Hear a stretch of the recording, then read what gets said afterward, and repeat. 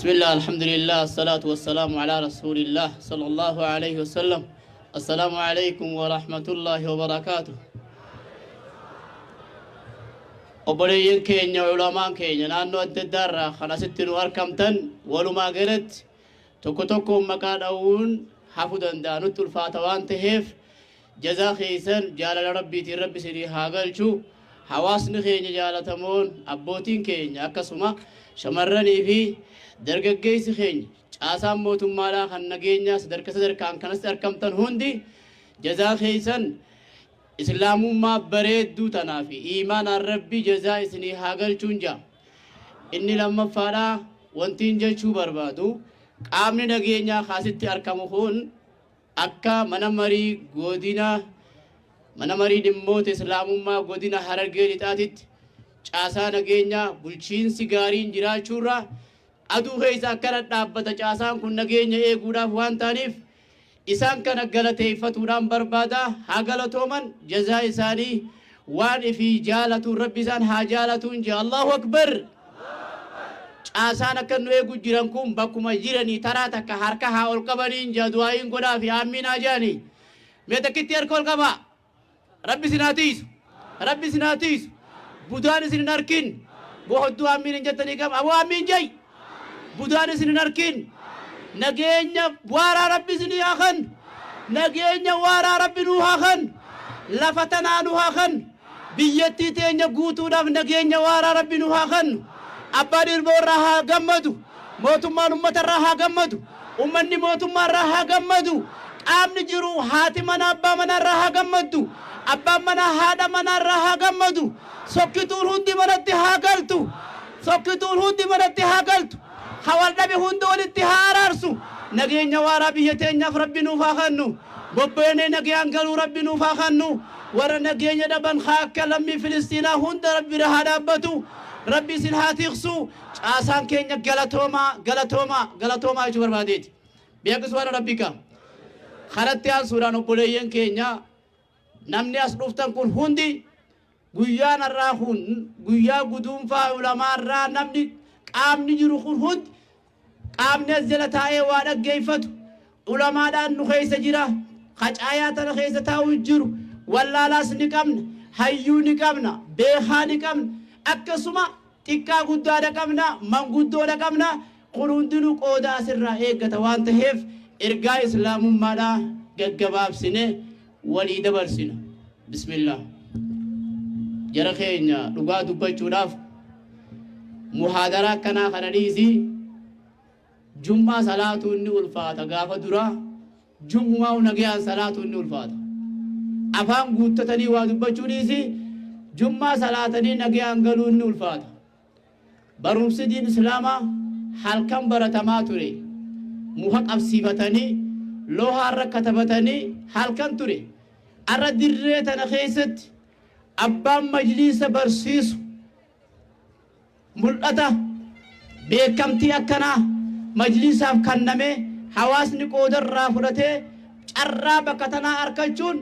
ulamaan dudura awwaalaman arkataan turre waan ta'eef jara sanis bakka jiranin firdoosi rabbi haa gammachiisu nuti carraa kana itti fufaa rabbi nu haa godhu Allahu akbar jara nawaasadii beekuun nama hunda irratti dirqama tokko namni rabbi beekuu qaba lama nabiyyi beekuu qaba alayhi salaatu wassalaam sadaffaa maali diini fi beekuudha qaba namni kun hundi arraan tana hawaasni keenya akkanatti taa'u kun rabbi isaa nabiyyi isaa diin isaa hubannoo maaliin irraa argachuu danda'a yoo majlisni ilmiidhaa dhaabbatee darasoota kallattii jiru hundaan masgiidan irratti afooshaa jirtu irratti ganda hunda irratti darasoonni waa barsiisan namni afaan salaataan beeyne afaan salaataa barachuudhaan sharan islaamummaan beeyne barachuudhaan yooniif itti fufne malee ulamaa qubsiisuu mataa sheeka qabnaa bichaan dhaaddachuun giyaan ta'u hawaasa keenya bakka jirtanii masjidni jiru akka hin onne akka achi keessa baratamu ergaa tana isinii dabarsuun barbaada masjida hundarratti akka sheekotiin afaan salaataa barsiiftu حواس ندير سنة الإسلام ما أكبرتو جهني ما أكبرتو أسمان نام سدبر سلام برباد الله أكبر الله أكبر كايوم مجلس علمي دا دابتو فيس إميسا برسيس دوان تهف برمون بكيت برسيفم مسجد دوان تهف قودا كرافلتو حواس نخون إرقا إسلام ما بروم سرتا كفول ليفتن الله أكبر خنا أول كبتي سينا دكان بدا قاف زبنا عمر بن الخطاب رضوان الله تعالى عليه وعلى كل الصحابة رضوان الله عليهم حواسني مسلمة يرو زبن النبي سنجرا نمني بروم سرا قودم فرن ننجرو أبان المال فيتي وجيني بروم سرا ترماتا هاتي دبري ساني كبتنيتي بروم سرا ترماتا برومسي ilmoo yoo barsiifatan haadha abbaa hamtuu irraa qaba sababa ilmoon isaa baratteef ilmaan sun hamtuu sanirraa haadha abbaa kana qabdi guyyaa takka Umar ibn Khattab radiyallahu anhu osoo halkan deemuuti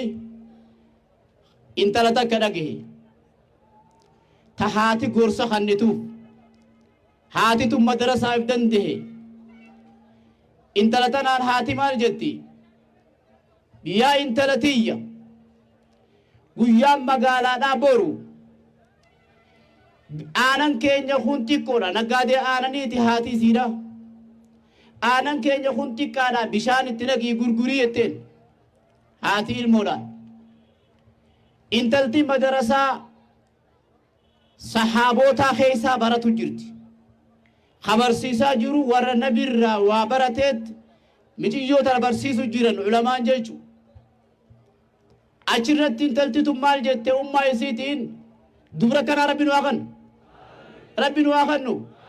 wajji jirra dhagee hojjirra ummaa isiitiin intalti tun maal jette ummaa too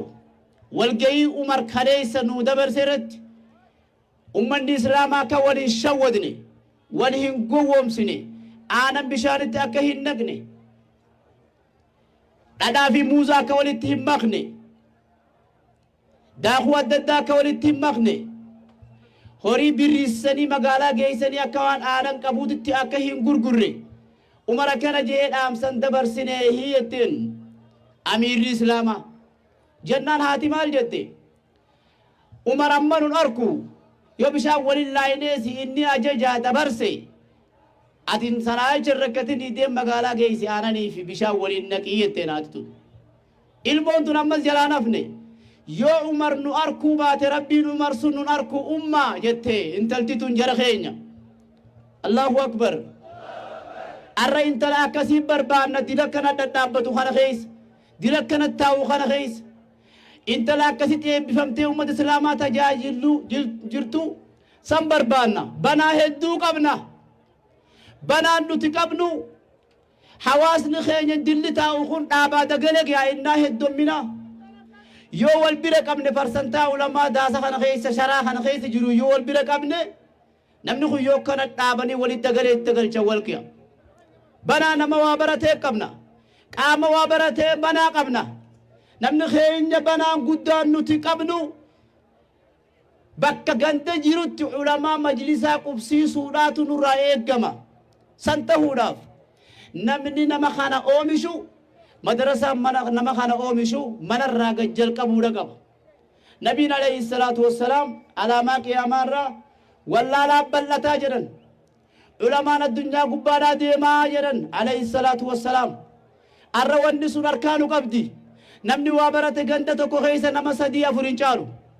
qaamni waan baratin ammoo akka mitiree hiddii fakkaata akka uxaafii fakkaata hawaan baratin jechuu hiyyi alaamaan qiyaamaa san dhuftee namni beekumsaa waa jalaa bahaa waan ta'eef tokkoffaarra rabbii fi beekuun lammaffaarra diinii fi beekuun sadaffaarratti nabi Muhammad alayhi salaatu wassalaam tartiibaan of baadhus beekuun dirqama nama hundaati waan ta'eef arrarraa qabnee namni hundi bakka tanarraa yeroo gallu karaa barumsaa duuluudha qabna akka hawwarittis akka dhiiraatittis akka dargaggeessaa akka manguddoottis nama hundan ilaallata. Sahaabaan Nabii alayhi salaatu wassalaam kan umriin isaanii 60 irraa qabanii 60 olii kan sanii gadiitis sanuma booda baratanii har'aan tara maqaan isaanii addunyaarra dhawamaa jechuudha. Mee dubbii takkaan isinii hima. Nama tokko dargaggeessa masgida dhufee salaate. Hoggaa masgida dhufee salaatu asrii booda salaate. Imaamtichi taa'u akkam jeen ati muslimaa jeen muslima jee. Duba ati umrii kanatti dargaggeessa umrii kana jiru taate asrii booda salaannin jiruun beeytuu jeenati. Yaa sheekh awwaan beekuu jeen umrii tana ammoo beeku. Haya salaanni asrii boodan ta'u arra boodan salaatin jeen. Marhaban ni dhiise. Keekute guyyaa kaan turee masgida biraa dhaqee salaate. Aalima tokko taa'u jira. Gizee masgida ol seenu gurbaan salaata dhiiseetuma asrii booda osoo gattaa'e. Abooti muslimaami muslim. Duuba hammar'aatitti ati gizee masgida seenan tahiyyaa masgida salaataniin beeytuu jeenati umrii kanaan. Sa ajaa'ibaa je bushaan dargaggeessaa kun sa jarana. Hachiin salaatiin natti mee. Haasii maa salaatuu dhabdaaf na homata. Aboo dubbatanaan adda baasaa jee namtichi kun dargaggeessi sun yeruma san kophee kaayatee ilmii gabbahee kitaaba maxxansee addunyaa kanarratti waan ajaa'ibaa. Allahu akbar. Dargaggeessi keenya gizeedhaan waa baradha. Nama waan baratin nama hundaa funyaan qabee ooba. Dhugaan isinitti hima. Nama hunda keessummeessa. Balaa qashaanuma keessummeessa. Nama hundaa miilarra dhiqata. Namni waa barachuudha qaba. Namni waa barateeti sadarkaa takka irra gahuu danda'a malee akkanumatti tatta'anii sadarkaa irra gahuu hin danda'amu. Waan ta'eef eegas boodaan namtichi kun kitaaba maxxansee addunyaa gubbatti inumaa mazhaba zaahiriyyoota isaa hooggana hanga jaan takka irra gahe. Wahuwa Ibnu Hazmi jedhanii maqaa isaa. Jara keenya waan kana ta'eef gizee hundaa'u wanni nama dhagayamu dhaggeeffataa irraa gama dhageessisaa ta'utti siquudha qabnaa jechuudha. Kanatti aansuudhaan inni lammaffaadhaa wanti nan dubbadhu. Majlisa ilmiidhaa qubsiisuun gaagura tolfachuudha. Gaagura urgoytuu kanniisnii fi itti namaa gala. Gaagura bareedduu yoo akka gaariitti urgeessitee iyyaafatee kanniisnitti deema. Ilmiin dhulamaan gaaguran urgaa'in illee ni urgeessa waan ta'eef hawaasni keenya guddaa wanni nuti barachuu qabnu tokkoffaa irratti tokkummaa barachuudha qabna. Wal dhaggeeffachuu danda'uudha qabna. Har'a yoo xiqqaatte wanni asirraa galuu qabnuun ergaa ulamaan kun himu hunda mataa walitti qabne galuudhaa ni qabna. Nama tokkootu ijaan qabu karaarra ta'a. Abbaan namtichi tokko farda oofaa dhufe. Haadha mana isaa if duubaan kaa'ee fardaan deema. Namtichi karaarra taa'u kan ijaan qabne kun farda kee kanarratti na yaabbachiisii jeenniin dadhabeetiin taa'u jira. Ansi yaabbachiisuu jeen abbaan fardaa. Jaartiin ammoo yaabbachiisi miskiinaa jetteen. Fuudheeti yaabbachiisee ganda baase. Gizee ganda bahan namtichi ijaan qabne kun iyye. Caasaa raddaarra jiran oryaniitti dhufan maa iyyita. Namticha kanaaf farda kiyyaa fi jaartii tiyyas narraa fudhatee ani ijaan qabu iyye namtichi kun. Akkamitti ani ijaan qabu jaartii tiyyaa fi farda kiyya narraa fudhatee milishaan naa qabaaji. Qabariin namticha hidhan. Jaartii kophaa hidhanii jaarsa kophaa hidhanii farda kophaa hidhanii ballicha kophaa hidhan. Nama dhaggeeffatu jala godhan. Mana keessaa maal jetti jaartii hidhaa keessaa. Yaaboo jaarsa kan anumaan budeeniin dhiisa jee. Anumaan fuudhii miskiinaa jeeni anumaan tararra kaayee jetti. Ballichikki jau an duraanuu farda dhabu jaartiin dhabu jaartii dhabu fardan dhabu lachuu dhabu duraanuu qabu jataa'ee. Sigalaabii dhageessara keenya. Waa hedduu qabnaa waa hedduu dhabne. Tana dhabu ta'u lamaan asirraa dubbate tanama tokkoo yoo qabachuu dadhabde tanama tokko qabachuun dadhabduu jechuufiin deemaarraan Allahu akbar ergaan namni tokko dabarsu yoo sin himde ergaa lammaffaadha dhaggeeffachuun sin dhibu si jalan miliqiin abbaan manaa maal jahidhaa keeysaa annumaan dhiisaan ji'ee jaartumaa tana namudee ja caasaan addaa mana kana jala tattaa'ee mana hidhaa keessatti dhaggeeffata aboo abbaa wadaanya deetetti bulte keeyjan qabne ahi duraanuu fardan qabdu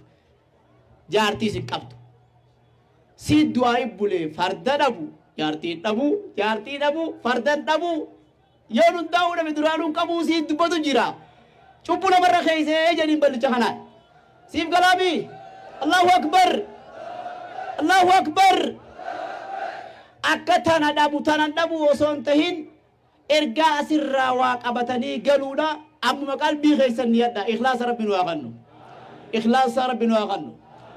ikhlaasni dalagaa rabbii jecha dalagan hedduu ulfaataadha rabbii jecha warra waa dalagu rabbi nu haa godhu qalbii teenya rabbii imaanaan nu haa guutu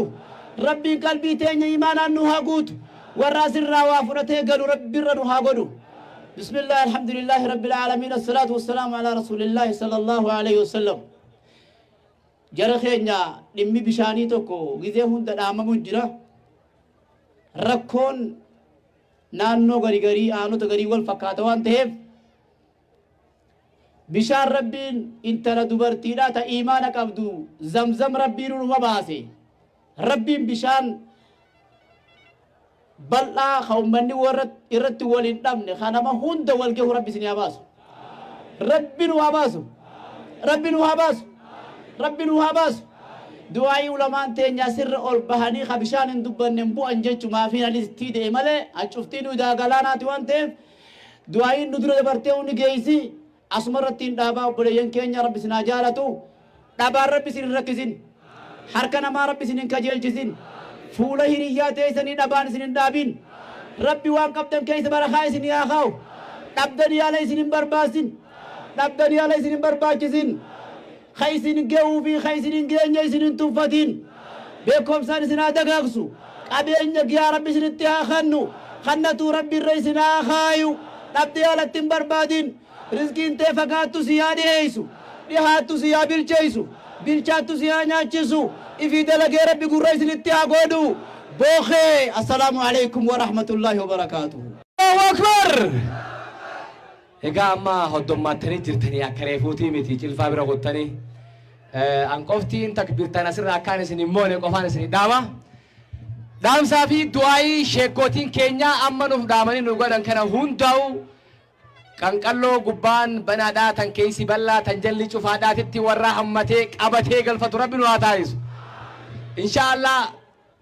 rabbiin lafa teeysan tana gubbaatti gaaddisa bareedaa duumessa bareedaa isin gubbaa rabbi haa kaa'u jennaa inshaallah sharaa isaa rahmaanumaan namaa dhaabaa isin gubbaa haa dhaabuu aduun guyyaa irraan tanaa tan guyyaa qiyaamaa itti gaaddiseera teeysan rabbi isiniif haa taasisu jecha sagantaa keenya wal duraa duubaan akkuma eegalletti itti fufaatti deemna osoo gama sagantaa keessummoota dhufaa jiruu fi sagantaa keessummoota as jiru sheekkan hunda ol baasutti hin seenne itti aanaa mana marii muslimtoota aanaa bookeedha sheekh taajoon asitti ol ba'anii keessummoota dhufaa jiran hundaan bagaa nagayaan dhuftan akka ja'an barbaanna sheekkan keenya gara madara teessuma isaaniitti akka deebi'an asumaan takbirtaan nagaggeessa Allahu akbar